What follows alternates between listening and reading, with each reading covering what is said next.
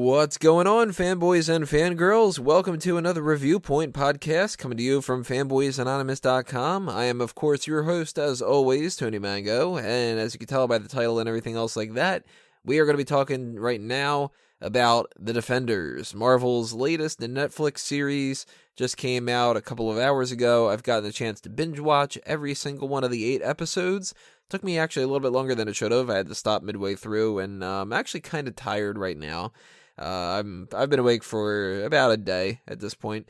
So originally, I had planned on doing a whole bunch of the standard review point stuff. Write down all my hits, all my misses, and a big long list of a bunch of different things. But what I did with Iron Fist is the same thing that I did when it came to this, which was, instead of giving you an episode 1 first impressions or like a Minuteman review and then giving you a review point, I figured I would go through, and while I was watching the series, that I would just give my random thoughts, and whether it was something that was going to be applicable to later on, or you could just kind of see like my stream of consciousness and whatever like that.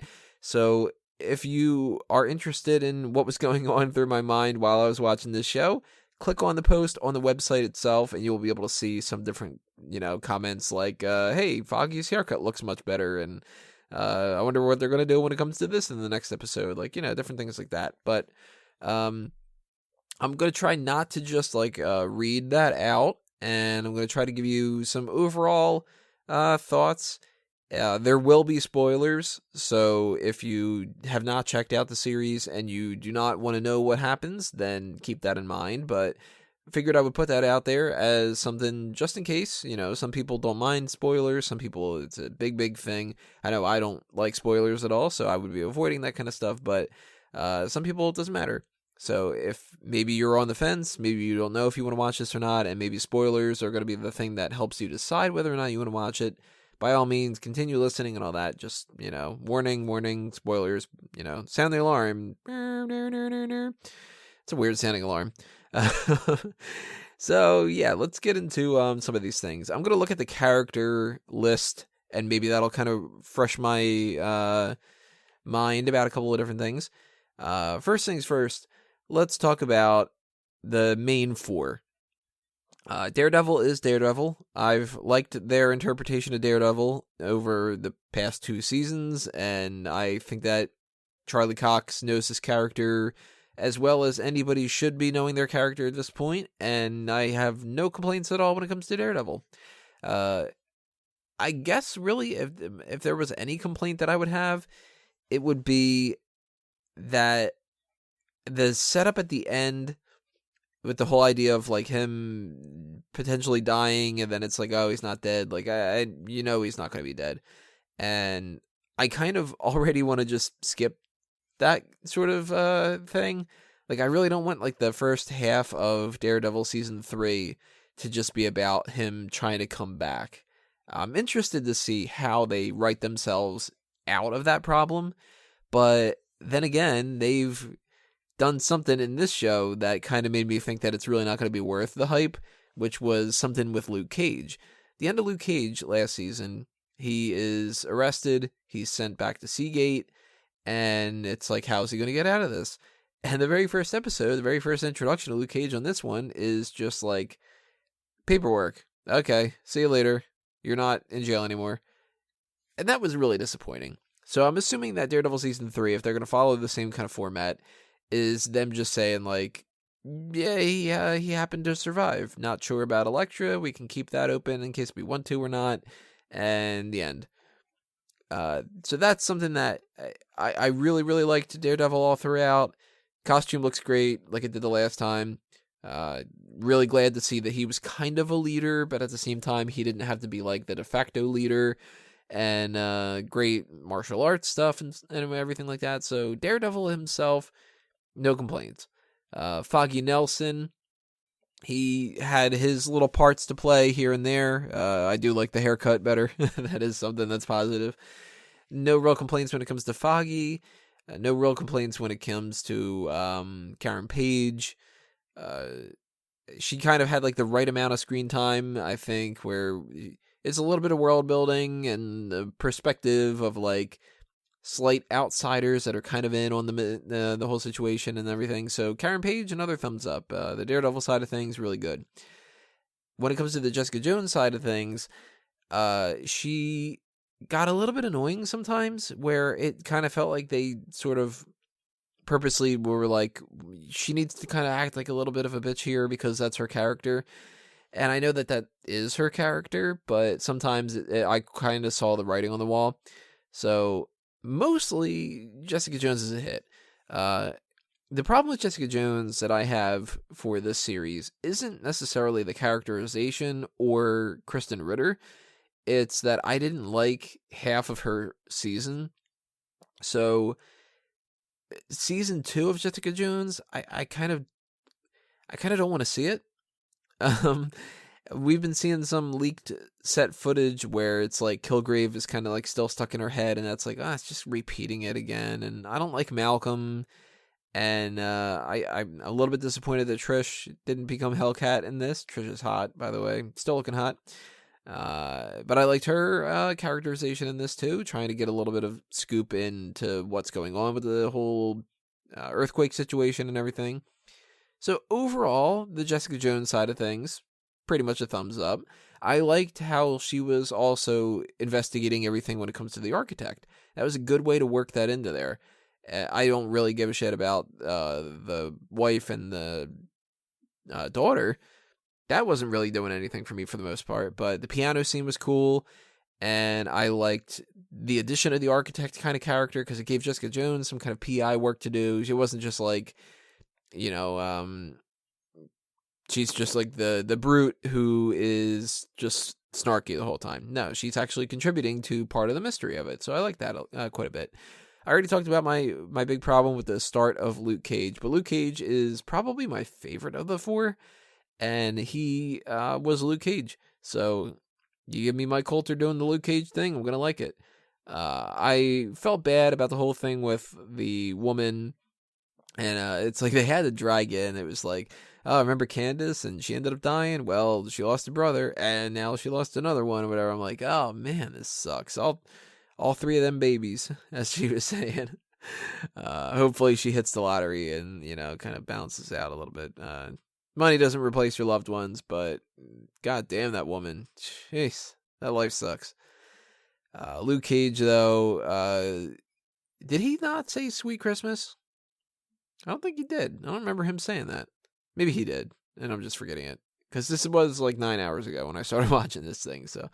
you give me Luke Cage. I like Luke Cage. I like how they mentioned that they were still kind of looking at a little bit of Mariah stuff and Shades, because Shades was one of my favorite characters, so that whole thing, and him playing kind of the pop role. I'm going to be interested to see what they do with that going forward. Luke Cage season 2 could be pretty damn good. Iron Fist. Okay, with Iron Fist, he was better this time. He still just doesn't seem like Iron Fist to me, though. He still seems like you need to put him in the outfit. That's a big, big disappointment. That's a miss right there. They didn't do it in his season. They didn't do it in this one. And it's almost like they kind of didn't want to purposely do that at the end there. They show like one shot of him sort of on like the rooftop, and he's like, sort of costumed up, but I'm not. Why not give him the costume? That pisses me off. We went through the whole thing with Daredevil, and he had basically the same costume. So it's not like they want to avoid the whole thing with like the face mask. So that's really strange to me. I don't know why they're doing that. It's really annoying. But I liked him better when he was the comedic relief. And that was sort of like only in one episode, which was the one where they were in the Chinese restaurant, which, damn it, man, I really want Chinese food when I watch these shows. Colleen I liked in this. She was a good supporting character, standing up on her own, fighting Bakudo, Tomato. I can never remember that fucking guy's name. Bakudo, I think it is. I think it's Bakudo. Glad to see that she got to kill him. That was well deserved. Speaking of Bakudo, let's talk about the villains. Elektra is still super hot. She's a babe. And that dark side to her. Kind of digging it still, even though she's like a psycho vampire. I hope that she comes back, but at the same time, I kind of also at the same time don't. Because I think, like, by now, she's already sort of done her storyline. What else is there left to do, you know? But if they can figure out a way to bring her back, then I'm cool with bringing her back. There's still probably more to do with Karen, though, I think. Madame Gao is the shit. I'm glad that she's dead. At least it seems like she's dead, because she had her run, but she was awesome. Sawande, he was kind of cool. The white hat. I kind of dug that guy. He was pretty interesting.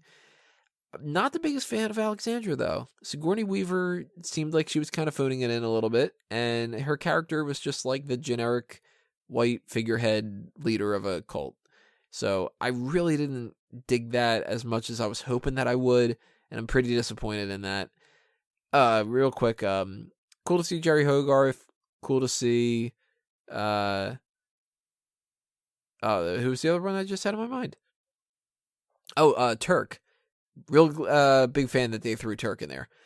Turk's pretty cool. I'm glad that they keep throwing him as like just like one cameo thing, you know, just kind of keep him like one of those characters. It's sort of not the Nick Fury, because that's really like Claire, but he's like this running thread throughout the whole thing. I like it. And Claire, I'm glad that she's not dead, but at the same time, I also kind of wonder where they're going to go with her in the future. But as soon as they killed Stick, I was like, oh, okay, Claire's going to survive. Stick, by the way, Stick is awesome, and that sucks that he's dead. But he did do his whole thing. He fulfilled his usefulness. The war with the hand, I'm assuming, is over. And Daredevil Season 3 probably should focus on Wilson Fisk a little bit more. And a little bit of maybe, I don't know, maybe Stiltman. You know, they could throw some other people in there. I mean, Ronan or Moon Knight or, you know, something like that. But I'm kind of tired of the hand. Let's move away from the hand. Really disappointed that we didn't get the Punisher. Not a single thing with the Punisher. That sucks. That's a miss for sure, because he should have been a part of this. And maybe they're going to explain it in some fashion where they're going to say, like, he was away hunting people down in a different state, or he knew nothing about this or whatever. Or in the meantime, he was hunting down a bunch of mobsters that were not paying attention to all these earthquakes and shit. But I am disappointed we didn't get the Punisher. I figured at least in one scene he should have showed up. And I thought that they had actually announced him ahead of time. I guess not, because they wouldn't have lied. Who else we have here? Looking at this cast list and stuff. Misty Knight, she's gonna get that robotic hand, I guess. Probably from Danny. I don't know how they're going to explain it. I don't know how she's going to use it and stuff, because they're really kind of a little bit more grounded than that. But that they wouldn't have taken her arm off if she's not going to get that, because she has that in the comics. And they haven't mentioned Tony Stark. Not enough mentions of that other stuff, too. They mentioned the incident, but nothing about the Sokovia Accords. Nothing about the situation going on with, like, Captain America, or, well, I don't know really what the timeline is on here, but I'm assuming that this is post-Sokovia Accords. Nothing about S.H.I.E.L.D. That kind of annoys me when they're like, oh, Homeland Security's on this, and the FBI's on this.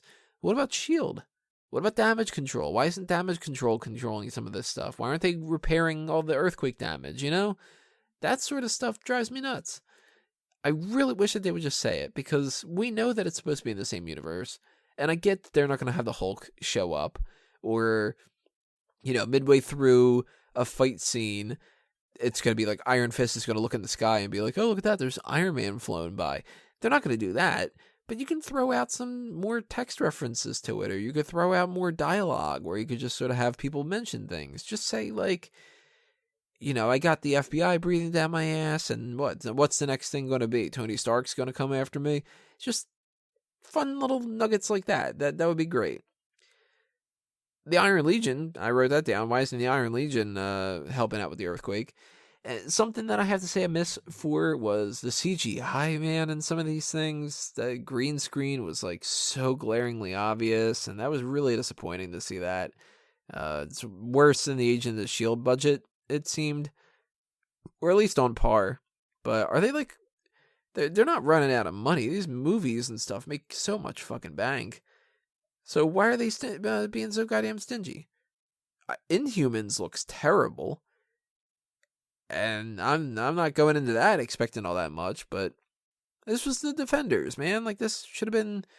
We spent what, 2 seasons of Daredevil, a season of Luke Cage, Iron Fist, a season of Jessica Jones. So we've had 5 seasons worth of television to build up to this. They could have splurged a little bit and made it look a little bit better. Just saying, you know. I am a little bit disappointed in how some of this stuff turned out. I think that this didn't feel quite bombastic enough. It ended up just being the Hand wanting to use a portal. And I'm assuming that the source of their power to be able to return back to life was the dragon. The dragon that we never see. And the dragon that I'm assuming is dead. So that's a lot of fun to be told, like, oh man, there's this amazing shit happening, but you'll never see it, don't worry. And now we've written it out so you won't see it for sure in the future. But it is what it is. It's a Netflix show. It does have a limited budget. They are street level villains and street level heroes. And at that point, I can't complain too much. I mean, we did spend 5 seasons worth of other stuff where I knew that this wasn't going to be, you know, the same thing as like Age of Ultron or whatever. But it's still just, I can nitpick, you know. What am I going to do here as far as like some other hits and misses? Music wasn't really all that impressive one way or the other. Nothing too much to talk about when it comes to that.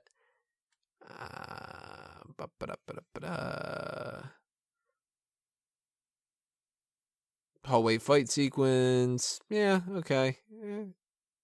Nothing special. A lot of stuff about me being hungry. A couple of stupid jokes that I made along the way. I definitely recommend reading this. It's a quick read. You know, I didn't type out paragraph after paragraph after paragraph or anything. A little bit of inconsistency when it comes to the fight scenes, like Luke Cage being able to withstand anything that Danny throws his way, yet Elektra is able to just kind of beat the shit out of him. That was a little bit disappointing.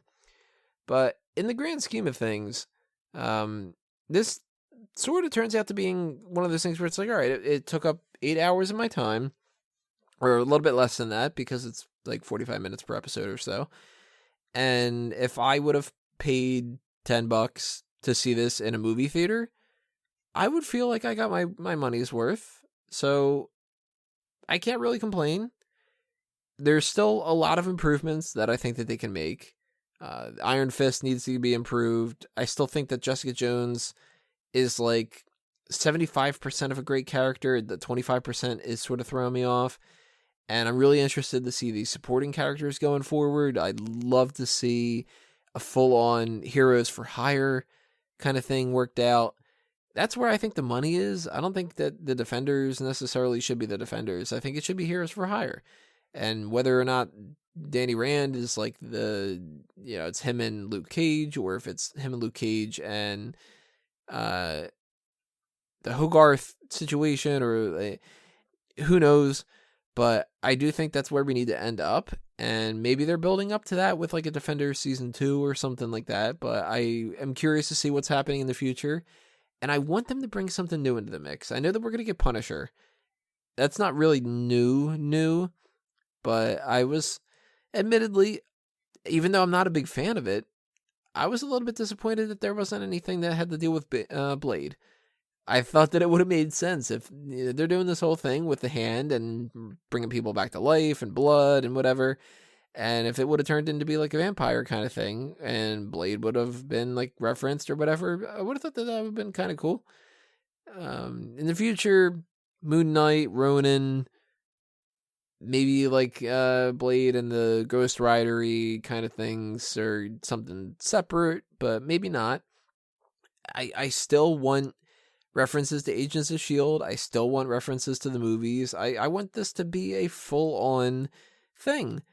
I want that Cloak and Dagger series to tie in well, and I want the Runaways to tie in well, and I want the Inhumans to be well, and I love the Marvel Cinematic Universe. I want it to all be amazing, and Defenders was good enough.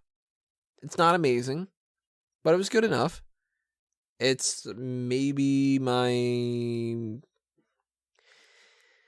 I don't know. It's hard to rank these shows because it's sort of like I loved the first half of Luke Cage, and then the second half petered out.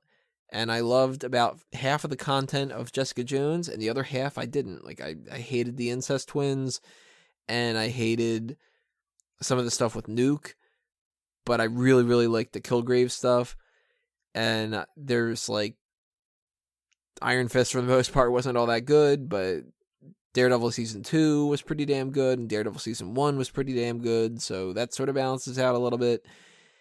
It's hard to say where I would rank the Defenders, but right now, at least it's a thumbs up enough that if I'm going to give it a review point of a hit or a miss, I'm still going to say it's a hit. I'm very glad it was 8 episodes instead of 13, because it does seem like they would have just filled it with a bunch of nonsense.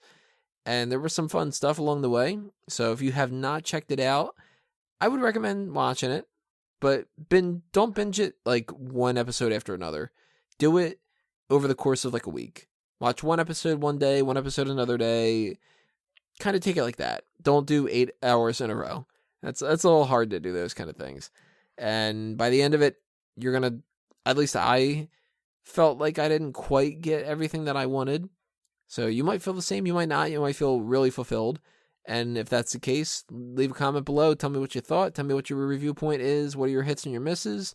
And what do you agree with? What do you disagree with? All that other kind of stuff. Make sure you hit that subscribe button as well to hear whatever the next things are that are going to be coming your way.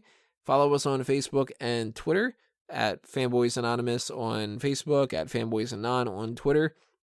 And of course, keep checking fanboysanonymous.com for more stuff, because maybe I'll do something for Death Note. Maybe I'll do something completely random. Or at the very least, we know that Kingsman's coming up in September, so maybe that's the next time you hear from me. I don't know. Tune in and you will find out. That's how the subscribe button works. But I'll see you then, everybody, whenever that is. Thanks for listening. This has been another Review Point. I'm Tony Mango, and it's time for me to geek out. Adios.